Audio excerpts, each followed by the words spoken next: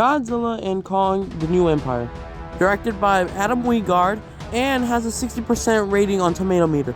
This movie in general is around like neutral base, with Godzilla and Kong now teaming up in this movie to be a new threat, but this is mostly a Kong movie, I'm not gonna lie.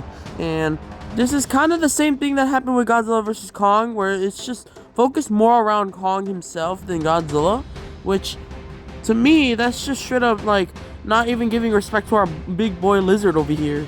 And I really didn't even like how they depicted Godzilla as like a big meanie guy, with him like taking down other kaiju threats in the beginning of this title, which you gotta admit, the intro was actually sick though, with Godzilla literally throwing Zilla into one of the buildings in Rome, which is awesome, with Godzilla literally jumping up in the air like a cat and just straight up demolishing her with giving the female Muto treatment, a death kiss right in the face, and literally her whole body explodes, which is a great way to start this film. I would mostly call this film more like a fun movie, just like with like the Showa era and all that. Because I say fun because it doesn't go into more of a serious tone, but more like combat like style of like freedom. I don't know if y'all understand me what I'm saying, but like what I'm trying to say is that like this movie in general is just a lot of action-packed scenes with Kong reuniting with his fellow apes in the Hollow Earth that are just being like held against their will against this false king known as Skar King. And speaking of Skar King, he is a good character of a villain. Especially that whole fight he had with Kong in that. That fight was actually cool though, because it literally showed how Skar King, he literally has intelligence as well. With speed against strength. And it's literally an awesome battle. And with Godzilla literally going in the surface world to get more radiation, which literally he just turns into his thermonuclear form. But instead of Mothra's powers, he literally just drank a bottle of Gatorade. I also have to point out that Zuko, the literal baby ape in this movie, is an actual goat. Because not only did he like give an assist to Kong on like that ending with like him destroying the crystal at the end and then freeing Shimo, but he's also good for a weapon. And I mean by weapon, I mean this.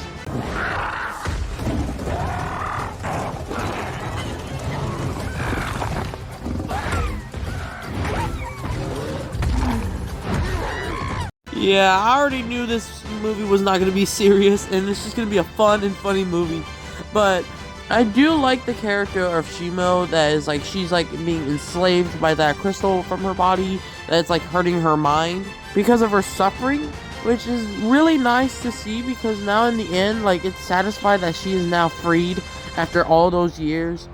And then Godzilla going into the ocean to go ahead and fight like Tiamat, which Tiamat in this movie was literally awesome to see, with her now being more evolved, in which Godzilla literally drills a hole in her home, and it just she literally comes out with anger with the people in Monarch literally monitoring this, and we get this whole epic fight sequence with him almost getting like choked out, and then Godzilla hitting her with the breath on top and making her body like into pieces, which is something that is really brutal to see on top of the ocean, and then like lifting her head up in the open waters, which is a reference to Godzilla King of the Monsters when he did it to Ghidorah's heads.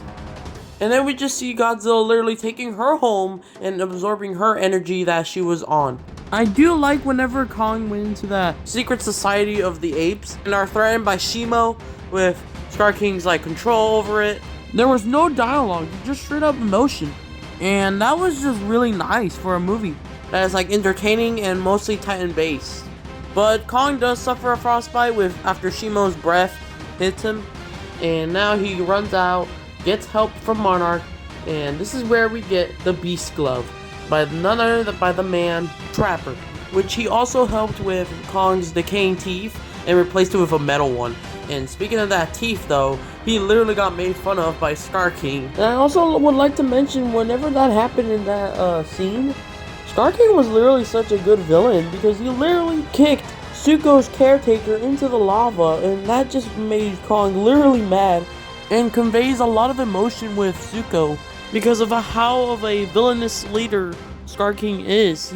But one part about this movie is that we get evolved Godzilla.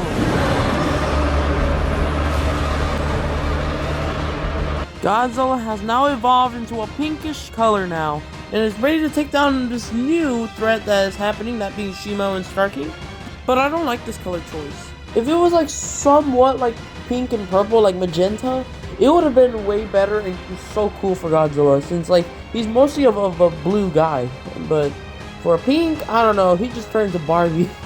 With Kong with his battle axe and Godzilla and Gibraltar, I don't know, I think I pronounced it wrong, but we get to see that Godzilla goes up in the hill, which looks sick to see his whole model of his face.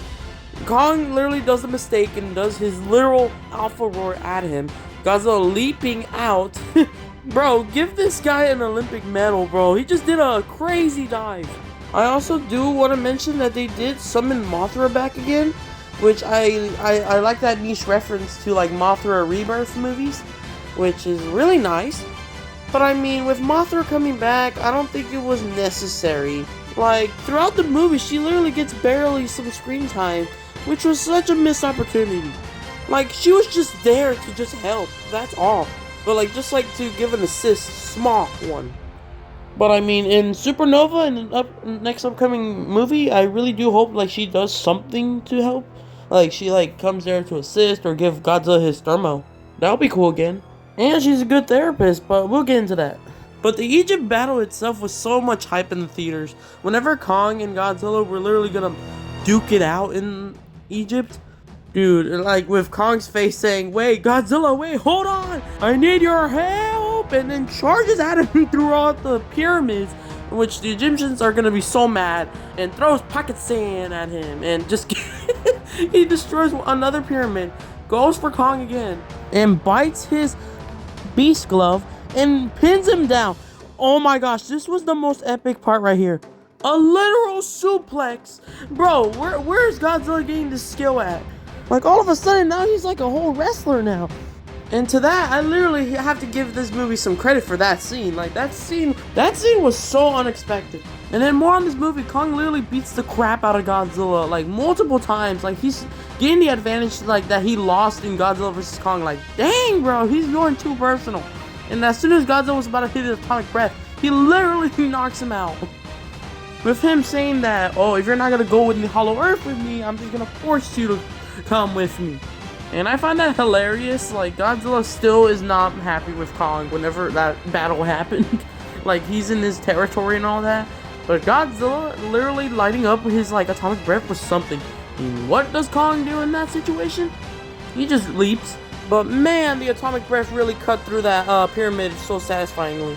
And when Godzilla was literally about to destroy him, or like about to like kill him with his atomic breath with no mercy, Mothra comes in. And I'm guessing that Godzilla in this like personality, he just becomes a big meanie. And then next you know, Mothra shows up and she literally gives him a reality check saying that you need to not fight him and stuff. Like, and he just obeys her, and that's just crazy. And I do love how they literally had so much entertainment in this movie. Like, us Monsterverse fans, we just want to see Titans like more on screen. I did even enjoy this writing of the film. And I like that Gia gets the vision on like there's like something going on, or like there's this evil empire rising. But my only issue is that they showed less Godzilla in this film. Like, they just made him to a side character. But I'm not hating. I'm just saying, like, if you're gonna make a movie about both Godzilla and Kong, you should just make it fair, like, for like screen time and all. Why not? What I'm trying to say is that Godzilla started the Monsterverse back in 2014. But hey, I still love this film in general. Not to mention that rage bait part.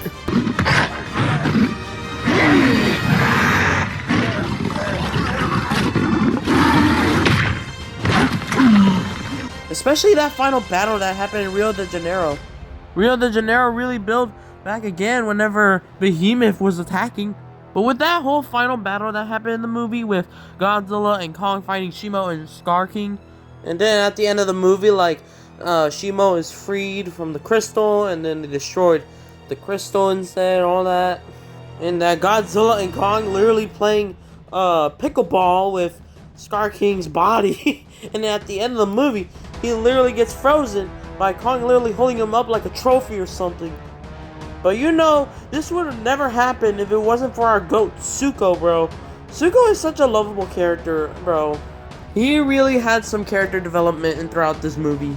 Because I actually like Kong and Zuko's bond together in this movie. But I won't forgive him for actually leaving Kong with that drowned viper. I still hate you for doing that, Zuko. Anyways, top it all off to end this review are the human scenes. They were actually fun to watch in the human scenes because some of them were so funny to watch, and other times it would be getting intense. And have their little cool adventure and see like the backstories or lore behind Hollow Earth, which is very nice. I do want to say I like that scene with Godzilla sleeping in the Coliseum because it reminds him of his home from King of the Monsters back in 2019, which was sweet to see because he literally sleeps like a cat in this movie and I like it. And since this movie was fun and entertaining more than serious tone, I'll give this movie around a 8 out of 10. It's a very fun movie. I really liked everything. It met my expectations from the trailer, but I mean, if we could have gotten more screen time on Godzilla, on like his behalf of his story or like what he's been doing, it could have been perfect. But I still love this movie a lot. It was really fun to watch in the theaters, so I'll give this movie an 8 out of 10. Also, in Supernova, I cannot wait for Godzilla to get his screen time because he deserves it. He didn't get that much attention in this movie.